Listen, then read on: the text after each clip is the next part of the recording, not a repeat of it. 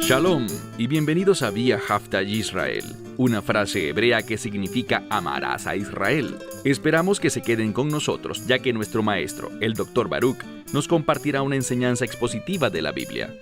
El Dr. Baruch es profesor titular del Instituto Zera Abraham, con sede en Israel. Aunque todos los cursos en el instituto se imparten en hebreo, el Dr. Baruch se complace en compartir esta enseñanza en inglés con doblaje al español.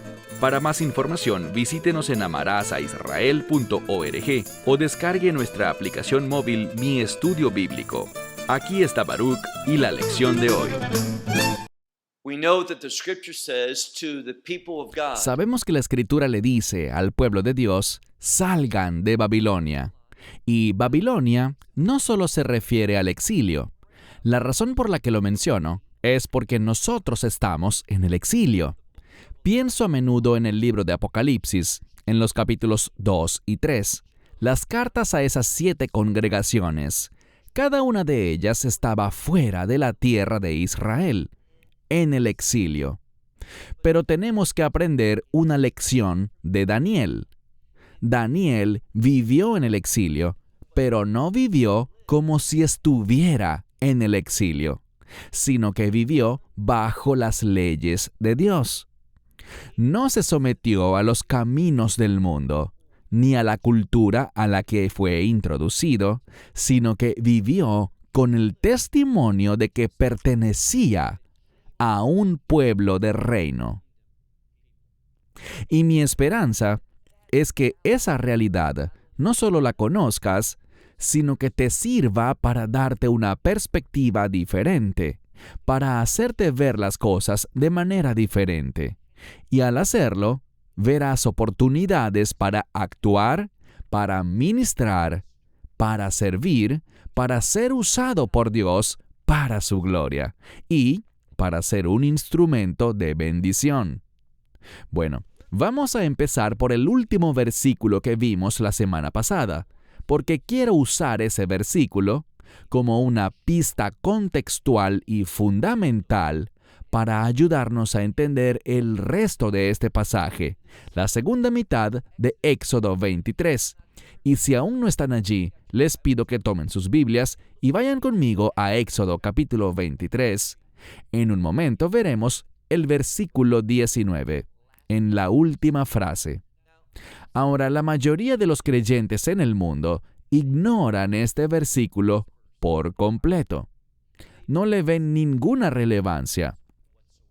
Pero aquí hay un principio del que hablo a menudo, pero que por alguna razón mucha gente no lo escucha. Estamos lidiando con uno de los mandamientos en este momento, y hay gente que dice, ¿debo guardar este mandamiento? ¿Puedo hacerlo? ¿Tengo que hacerlo? ¿Estoy obligado? Y esta es mi respuesta. Es necesario que tomes todas las Escrituras en serio. Y sí, debes tomar cada mandamiento y aplicarlo a tu vida tal como Dios lo ha ordenado. ¿Y cómo podrás saber eso? No lo sabrás oyéndome a mí o a otra persona. Y eso no significa que los demás no puedan ser una fuente de aprendizaje. Pero debes acudir al Espíritu Santo, llevar delante de Él todos los mandamientos que encuentres en las Escrituras. No solo los 613 que están en la Torá, sino todos los mandamientos de la palabra de Dios. No debemos hacer distinciones respecto a los mandamientos de la Torá y exaltarlos, o considerarlos menos importantes porque no están en el Nuevo Testamento. Eso no es un buen estudio bíblico. Toda la palabra de Dios, ¿oyeron bien? Toda la palabra de Dios tiene el mismo estatus, pues toda ella es santa e inspirada y sin errores. Y toda ella es provechosa para que el hombre de Dios y también la mujer de Dios puedan estar completos, preparados y listos para toda buena obra. Eso es lo que deberíamos pensar. Ahora veamos esta escritura, Éxodo 23, verso 19 al final. Lo tivashel, gedi, bajalev, imo, que significa no cocines, y en este contexto se refiere a la acción de hervir. Hay otra palabra para hervir, pero en la forma que aparece aquí, significa cocinar sobre un fuego, de manera que es un líquido lo que cocina al animal, y así es como se prepara esta comida. Dice aquí, no cocines gedí. ¿Qué es gedí? Es un cabrito o una oveja. Y luego dice, en la leche de su madre, bajalev imo. Algunos dirán que hay una diferencia aquí entre esta palabra y halav, leche, pero esto se refiere a un producto lácteo. Entendamos lo que se está instruyendo. En primer lugar, quiero compartir con ustedes que este verso de la Escritura, y lo mencioné la semana pasada, aparece 2 veces más, es decir, 3 veces en total en toda la palabra de Dios. Vuelve a salir en el libro de Éxodo, en Éxodo capítulo 34, y también en el libro de Deuteronomio capítulo 14. Y miren el contexto donde aparece. En este contexto en particular, es un pasaje muy significativo. Ahora, yo creo que lo que estudiaremos en Éxodo 23 es mesiánico por naturaleza. Y tú preguntarás, ¿cuál es la conexión entre el Mesías Yeshua y esta prohibición en la Torá de no cocinar o hervir un cabrito en la leche de su madre? Hay que entender bien a qué se refiere esto.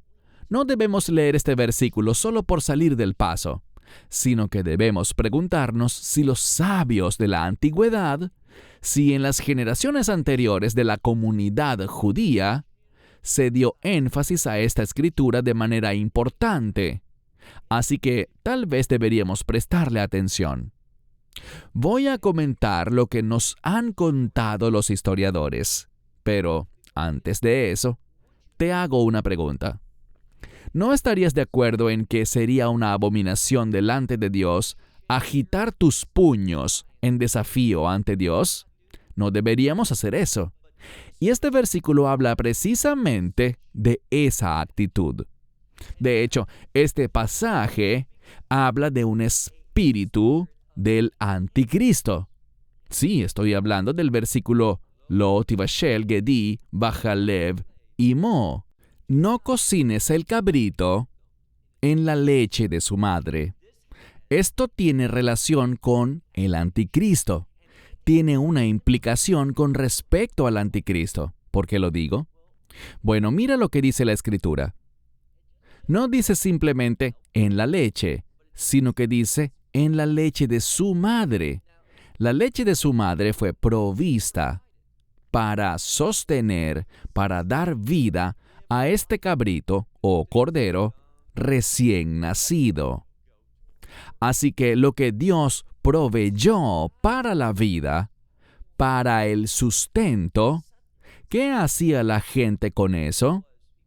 La gente estaba tomando un cabrito, sabiendo que esta leche era para su sustento, y la usaban para quitarle la vida de una manera tortuosa a ese cabrito. Hay testimonios de que lo hacían con el cabrito vivo. Lo ponían en la leche de su madre y lo hervían hasta matarlo, en un acto cruel y bárbaro. Recuerden lo que dije de agitar el puño en rebeldía contra Dios. ¿Por qué? Dios dice, aquí está la leche para el sustento. Y la persona dice, no la usaré para dar sustento. No estoy de acuerdo con Dios acerca de dar vida. Usaré esa leche para hacer todo lo contrario. Mi deseo es quitarle la vida a esta cabra con la leche de su madre. Es un acto de rebeldía. Era una práctica pagana. Y hoy vemos otro ejemplo de eso con todo este movimiento que ha surgido de las personas transgénero. El movimiento transgénero es simplemente esto. Dios hace hombre a alguien y éste dice, no, yo no estoy de acuerdo con eso, yo soy una mujer. Es un acto de rebeldía. De eso se trata. Y dense cuenta de que hay una conexión entre la rebeldía y la brujería. Es esa misma actitud, esa misma condición interna que dice, Dios dice esto, pero yo digo esto otro. Y está en conflicto, es todo lo contrario. Ese es un espíritu del anticristo. Así que el judaísmo hizo una regla a partir de este versículo de las Escrituras, debido a esa práctica que había de cocinar un cabrito en la leche de su madre y luego comerlo. Eso era visto como un manjar pagano. Y para decirles a los hijos de Israel, al pueblo del pacto, nosotros no nos comportamos así, por seguridad se instauró una prohibición rabínica para no consumir cualquier tipo de lácteos y carne juntos. Ese es un principio fundamental dentro del judaísmo. No he dicho que esta preparación de carne y lácteos y toda la aplicación rabínica proviene de Dios, pero consideren este versículo, oren al respecto y entiendan que no solo se refiere a esta aplicación particular, sino que tiene que ver con cualquier cosa que sea rebeldía ante Dios. Pasemos al siguiente versículo. Mira por favor el versículo 20. En el versículo 20 encontramos la palabra malach. Malach es un mensajero. El Mesías, por ejemplo, es un mensajero. Esa misma palabra puede ser traducida como ángel. El Mesías no es un ángel, pero sí es un mensajero. Un ángel es creado por Dios. El Mesías nunca fue creado. Él es eterno. Yeshua es el Hijo eterno de Dios. Nunca hubo un momento en el que Él no existiera. Por tanto, la misma palabra malach puede referirse a un mensajero o a un ángel. Cuando se refiere a Yeshua, no está hablando de un ser creado, sino de alguien que tiene una tarea asignada. Un malach tiene una tarea, como veremos aquí. Busca conmigo el versículo 20. Dios hablando dice, «He aquí, yo envío un ángel delante de ti, para que te guarde en el camino». Recuerden esa frase, en el camino. La palabra camino es una palabra muy importante. ¿Sabías que a los primeros creyentes los llamaban la gente del camino? Y el término camino se relaciona con el Mesías. Lo sabemos por el libro de Juan, cuando dijo, «Yo soy el camino, la verdad y la vida». Así que el Mesías está relacionado con eso, y más adelante, en el libro de Éxodo, sabemos que Moisés tiene un momento de confusión. Cuando Dios le dice que lidere al pueblo a la tierra, y Moisés dice, «Espera, no me has dicho ni revelado ni mostrado a este que prometiste enviar». Y se trata de este que estamos mencionando ahora. Mira cómo lo presenta el texto. He aquí, Hinei, presta atención. He aquí, yo envío un ángel delante de ti, para que te guarde en el camino.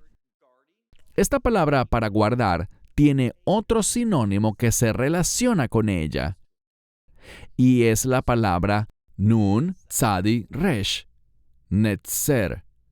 Netzer proviene de la misma raíz del término Nazaret, donde el Mesías creció, donde podríamos decir que tuvo el hogar de su infancia hasta los 30 años. Y sabemos que esto también habla de la misma palabra que se relaciona con un brote que sale de un tocón, una rama que brota de un tronco de árbol.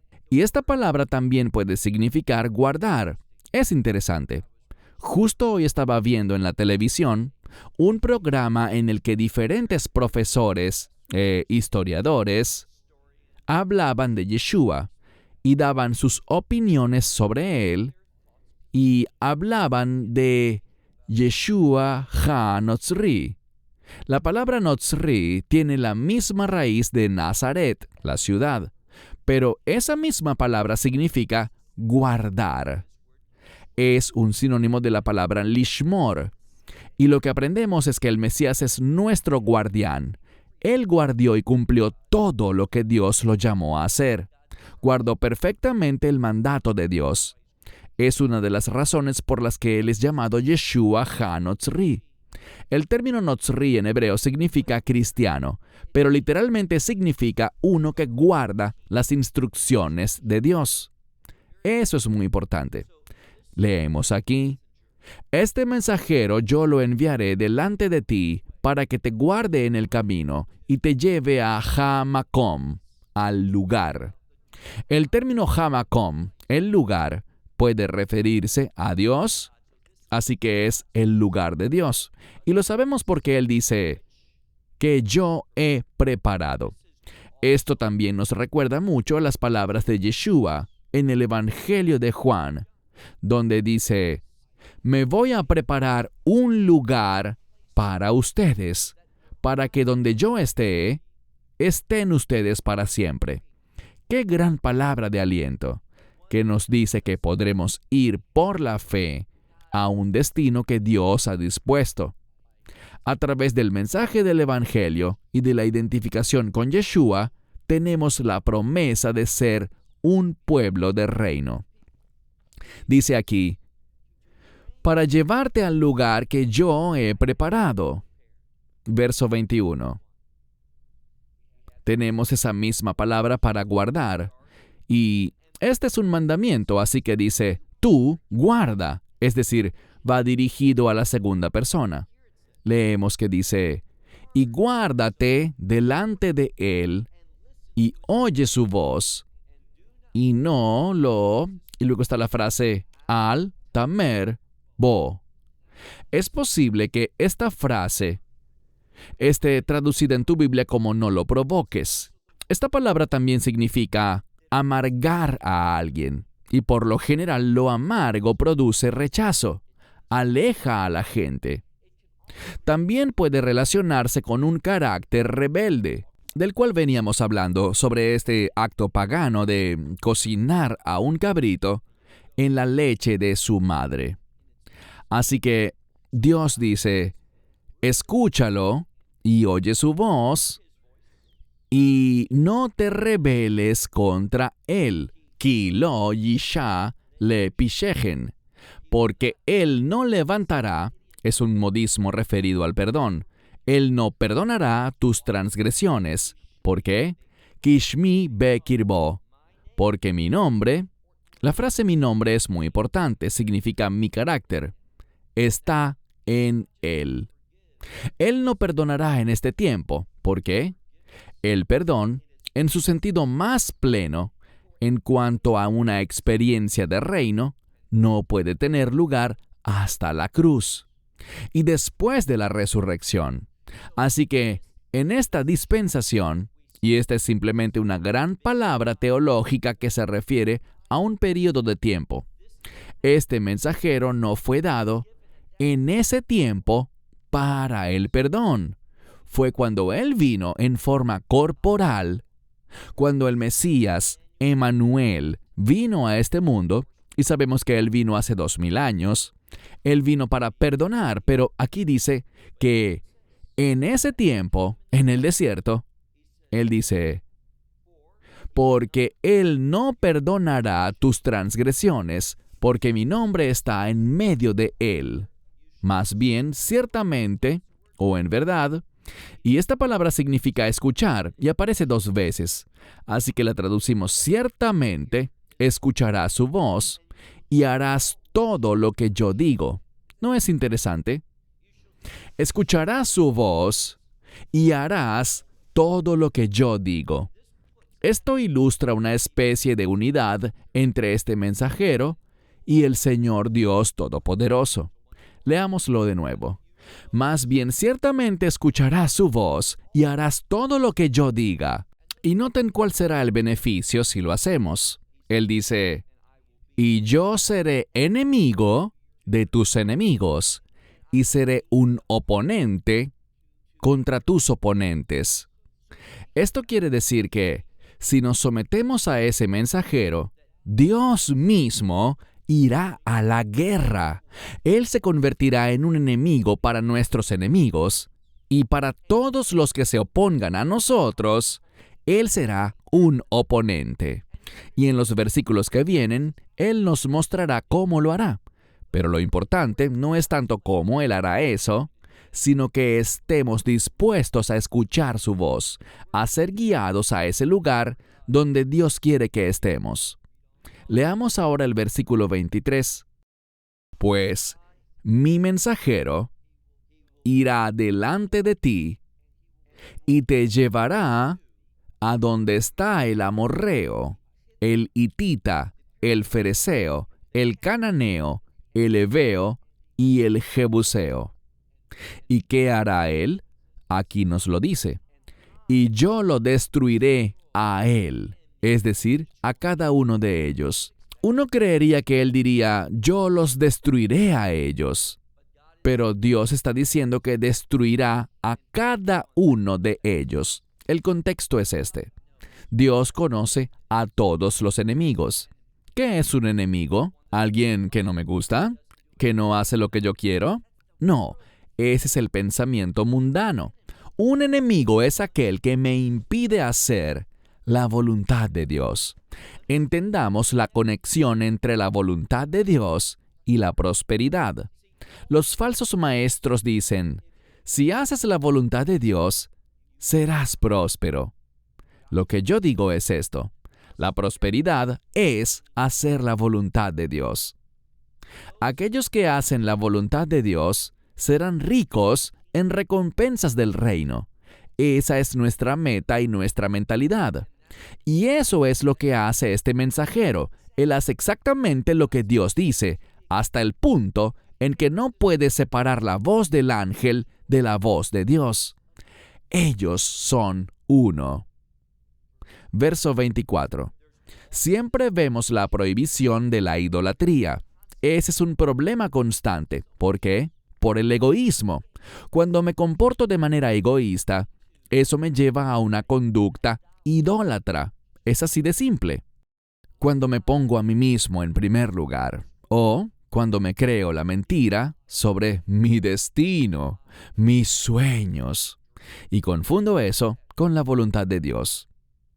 Ahora bien, ¿Dios tiene un destino para ti? Sí, a través de la obediencia a su palabra. Ese es tu destino. Con eso es con lo que deberías soñar. Dios puede darnos una idea de cómo se manifestará eso en tu vida a nivel personal, pero ese es el carácter general. Yo obedezco la voluntad de Dios. De eso se trata ser un hijo maduro de Dios. Él nos dice en el verso 24, no te inclinarás ante sus dioses, ni los servirás, y no harás lo que ellos hacen. Lo que está diciendo aquí es que debe haber una distinción en lo que somos y específicamente en nuestro comportamiento, en la forma en que adoramos, en lo que hacemos. Estas cosas están estrechamente relacionadas. La forma en que adoro a Dios tiene un impacto en lo que hago, así de simple. Y por eso es tan doloroso ver cómo se ha contaminado la adoración hoy en día, en algo que se asemeja más a conciertos de rock que a la santidad. Y esta es la cuestión. Si alguien cree, y oye esto con atención, si alguien cree que necesitamos parecernos al mundo para atraer gente, siempre dicen que es para atraer a los jóvenes. Eso es falso. Eso viene de Satanás. Eso es pensar como quien se deleita en un becerro hervido en la leche de su madre. No, debemos darnos cuenta de que lo que debería atraer a la gente es la santidad de Dios. Lo que debería atraer a las personas es una oportunidad para ser guiados a adorarlo, como Dios exige ser adorado. Y si la gente no quiere responder a eso, que así sea, porque, en mi opinión, mucho de lo que hoy se llama adoración es un hedor en la nariz de Dios. No es agradable, no está acorde a la luz de su palabra, a lo que Él dice que es la adoración. Sigamos leyendo el verso 24, muy importante. No te inclinarás ante sus dioses, ni los servirás. Esa palabra servir significa adorar. Y no harás lo que ellos hacen. Y luego dice aquí literalmente, sino que ciertamente tú los destruirás. Esta es la clave, destrucción.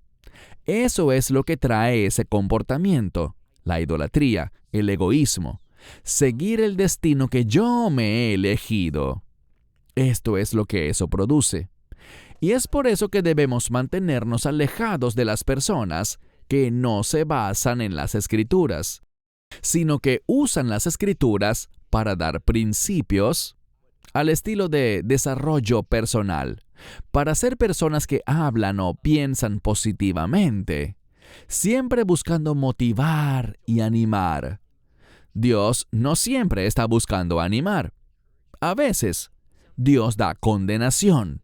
Necesitamos saber que tal conducta traerá condenación sobre nosotros. Necesitamos oír eso. Yo necesito oír eso a veces. Así que debemos mirar toda la palabra de Dios en vez de decir, bueno, creo que hoy la gente necesita entender. Esto puede ser un principio bíblico. Necesitan entender que la vida no se trata de tener más y más, o ser mejor, o más rico que otra persona, o más exitoso, pues eso, a fin de cuentas, no les dará satisfacción. Y eso es cierto, pero eso debemos concluirlo a partir de las Escrituras y no usar las Escrituras para justificar ese pensamiento, porque esta es la clave. El poder nunca está en mis palabras. El poder está en la palabra de Dios. Por esta razón es que yo leo un versículo y lo vuelvo a leer 2, 3 o 4 veces antes de avanzar, porque lo que más me interesa es que escuches la Escritura y la implantes en tu ser interior, y no que oigas cualquier cosa que yo quiera decir. No adorarás a sus dioses, no te inclinarás ante ellos ni les servirás, no harás lo que ellos hacen, las obras de ellos, pues tú los destruirás. Y luego dice, tú romperás sus... Y esta palabra significa pilares, o también puede ser monumentos conmemorativos, un lugar para recordar esos dioses paganos, esas prácticas paganas. Algunos lo traducen como romperás sus ídolos. Eso es bastante radical, pero esta frase está en futuro, es para la tierra de Israel, pues se supone que la tierra de Israel sea muy diferente a las otras naciones. Y luego vemos dónde están los límites de la tierra de Israel cuando el pueblo esté caminando en la verdad. Verso 25. Y servirás o adorarás al Señor tu Dios, y Él te bendecirá tu pan y tu agua, y Él quitará la enfermedad de en medio de ti. Oigo hablar mucho sobre la sanidad. Suelo recibir en una sola semana hasta 10 correos electrónicos donde me hacen esta pregunta. ¿Crees que Dios todavía sana hoy en día? Sí, lo creo. Y lo diré de nuevo. Yo creo que Dios sana de forma sobrenatural. Y este versículo así lo demuestra. Pero fíjense en lo que dice. Es cuando entendemos ciertas cosas. Si alguien te dijera que este es un versículo importante, porque dice que Dios te bendecirá y te dará sustento. Pan significa sustento, y agua, que puede referirse a saciar tus deseos o darte satisfacción. Y luego él dice literalmente que quitará la enfermedad de en medio de ti. Eso está muy bien, pero ten en cuenta el contexto. Aquí hay un orden. La gente dice, ¿por qué no hay más milagros de sanidad hoy en día? Y es por tantas prácticas paganas en la iglesia y el judaísmo. Así de simple. No estamos haciendo lo que dice aquí. O lo hemos entendido mal y lo hemos cambiado por otra cosa, o simplemente no atendemos estas cosas. Y no lo vemos porque no somos guiados por el Espíritu para ver cómo aplicar esto en nuestra sociedad actual. Y por eso no estamos viendo, al grado que deberíamos, a Dios quitando la enfermedad, dice aquí, de en medio de ti. Es decir, en medio de nosotros. Verso 26. Y no habrá alguien que esté despojado, es decir, que haya perdido a un hijo. Para cuando estoy grabando este video, es el Día de los Caídos en Israel. Y esta palabra que aparece aquí está en las noticias, periódicos y demás, porque hoy es el día en que las familias que han perdido a sus seres queridos, principalmente soldados, que han muerto en servicio, y oficiales de policía que han muerto en servicio, personas que han muerto en ataques terroristas, hay padres que han perdido sus hijos. Y este dolor de ser despojados de sus seres queridos es la palabra que vemos aquí. Y Dios está haciendo una promesa. Él dice que se impondrá su orden. El orden impuesto por Dios es que un hijo no debe morir primero que sus padres. Como vivimos en un mundo de pecado, esto pasa todo el tiempo. Pero si no viviéramos en este mundo de pecado, esta sería la norma.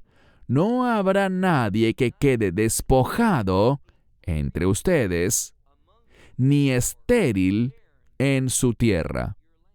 Y el número de días yo haré que se cumpla. Es decir, la gente no morirá prematuramente.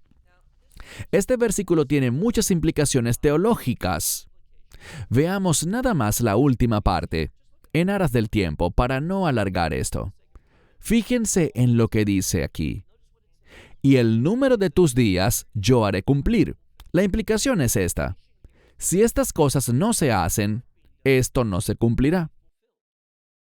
Y hay quienes creen, yo voy a vivir hasta la edad de 120 años que Dios ha prometido. Dios no quiere que nadie muera joven o que muera antes de tiempo. Bueno, puede ser cierto que Dios no quiere eso, pero como no estamos en un ambiente de reino, sino que estamos en este mundo, vemos que se incumplen estas cosas todo el tiempo.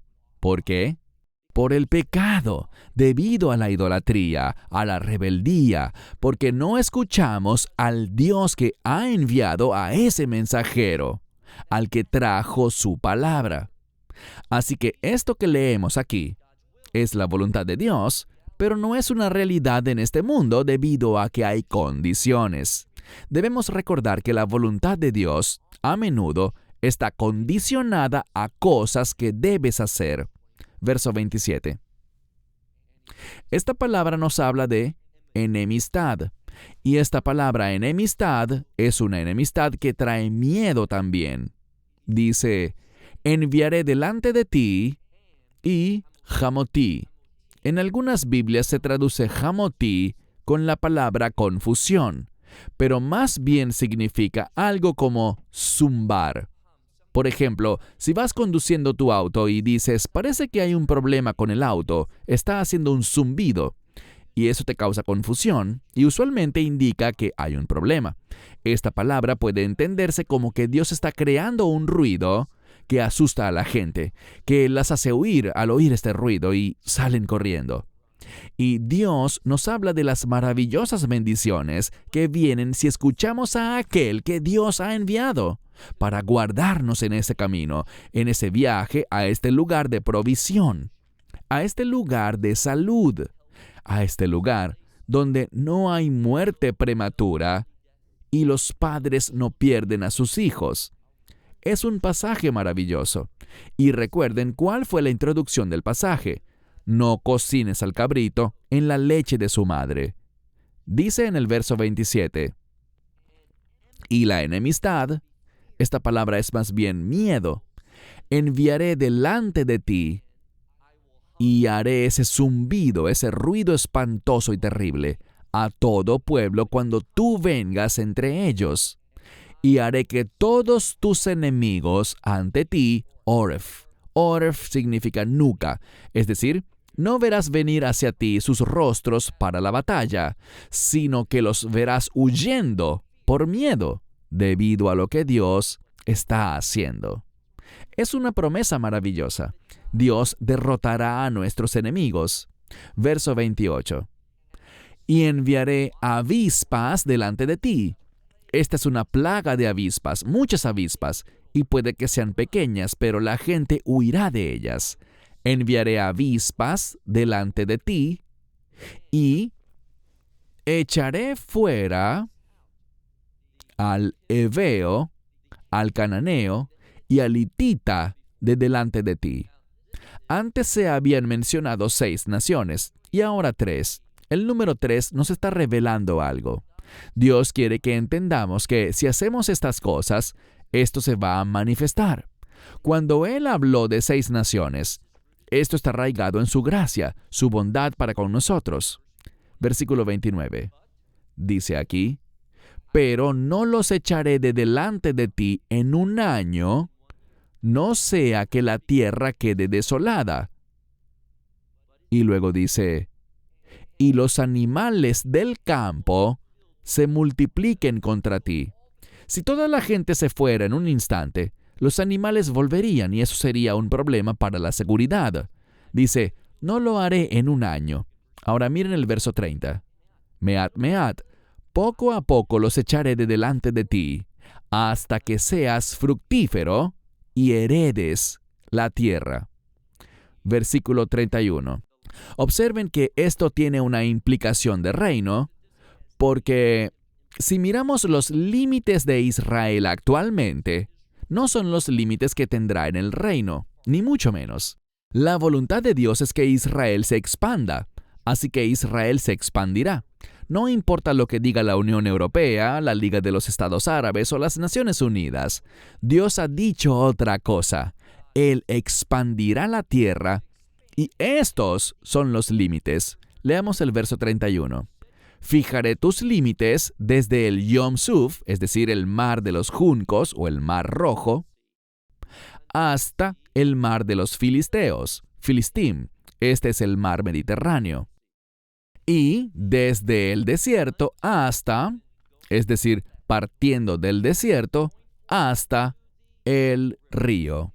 Y según el judaísmo, y en concordancia con muchos eruditos bíblicos, siempre que se menciona la palabra río, Nahar, estamos hablando de Nahar Parat, que significa el río Éufrates.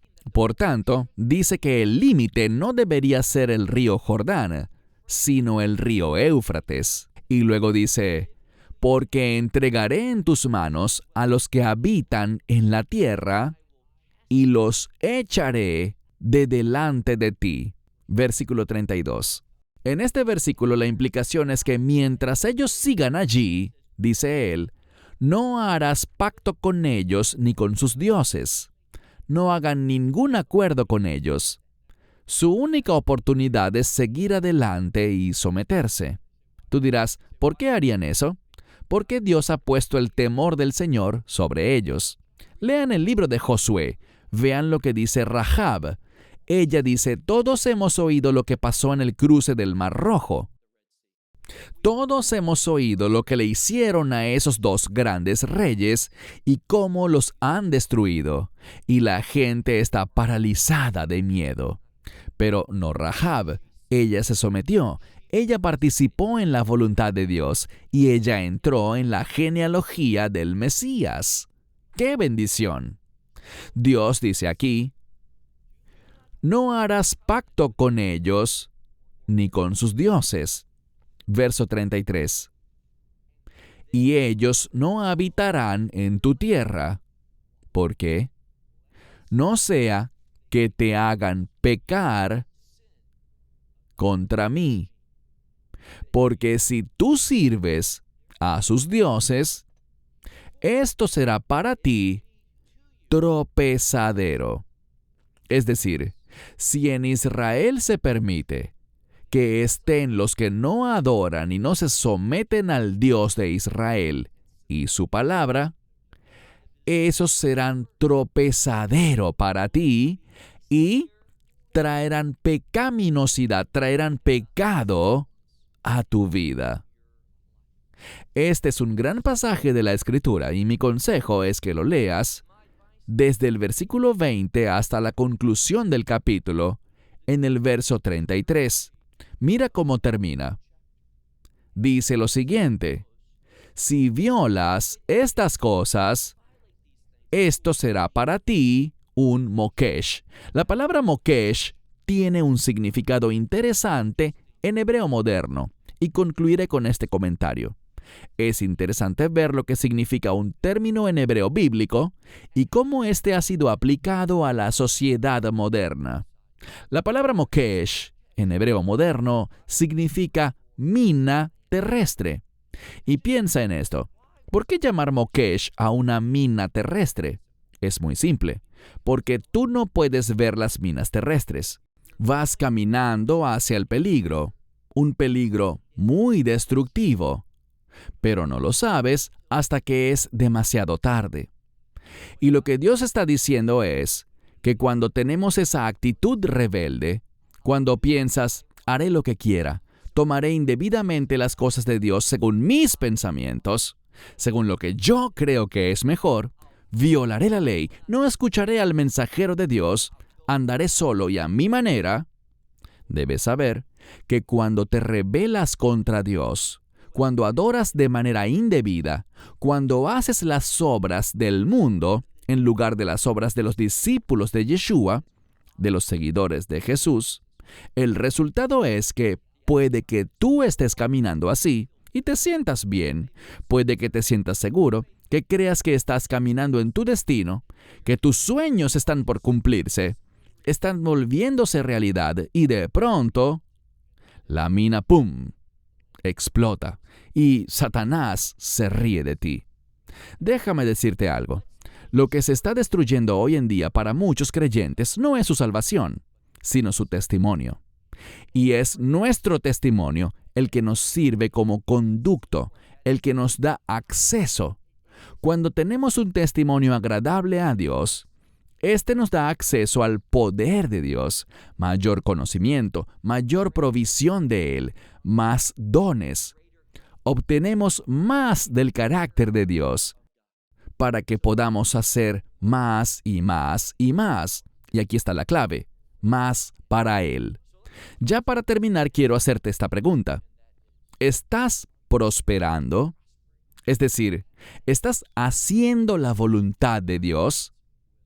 Si es así, obtendrás fortaleza, obtendrás seguridad, sentirás contentamiento, sentirás gozo y tendrás una poderosa unción en tu vida, porque estas promesas las empezarás a experimentar de una manera cada vez más abundante.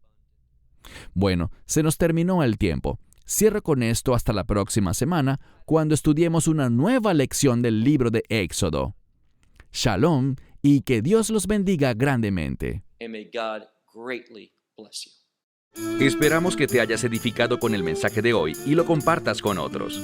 Te invitamos a seguir nuestros estudios cada semana por este canal y por el portal de YouTube de Amarás a Israel.